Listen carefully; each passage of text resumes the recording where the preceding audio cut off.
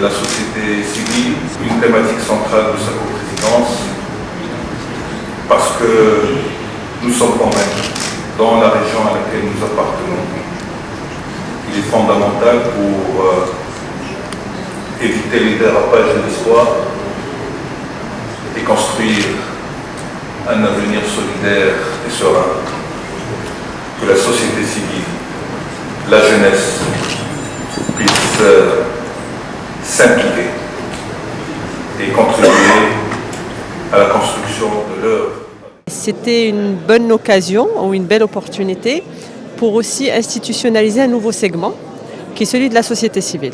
Tout simplement parce on a considéré en tant que Marocains et puis aussi en partageant l'idée avec les autres membres du 5+5, la nécessité d'inclure la société civile pour pouvoir d'abord écouter la voix de la jeunesse, la voix de la société civile et surtout essayer de trouver des solutions concrètes pour les problèmes de la jeunesse et bien entendu de nos peuples dans toute la Méditerranée, qu'elle soit celle du Sud ou celle du Nord.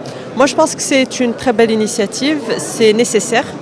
Il va falloir que ça dure dans le temps et surtout que ça nous apporte des propositions pragmatiques et des solutions réelles pour des problèmes qu'on vit tous les jours. Pour le cas du Maroc, je dirais que le premier avantage est celui de rapprocher les sociétés civiles des différents pays. Comme vous l'avez bien vu, il y a quand même une dizaine de pays qui sont représentés. Donc rapprocher la jeunesse et la société civile d'abord de l'Afrique du Nord avec les pays sud de la Méditerranée. Ensuite, ça nous permettrait aussi de pouvoir partager l'expérience marocaine, mais également écouter des expériences des autres. Et à travers ce benchmark des expériences, on pourrait, j'en suis confiante, sortir avec des propositions concrètes, encore une fois, qu'on pourrait mettre mettre en œuvre. On pense qu'on peut... effectivement, le contexte politique est ce qu'il est. Donc, la migration ne date pas d'aujourd'hui. Tout simplement, il y a un flux migratoire aujourd'hui vers l'Europe qui est très fort. Et donc, il y a une actualité que vit le monde entier.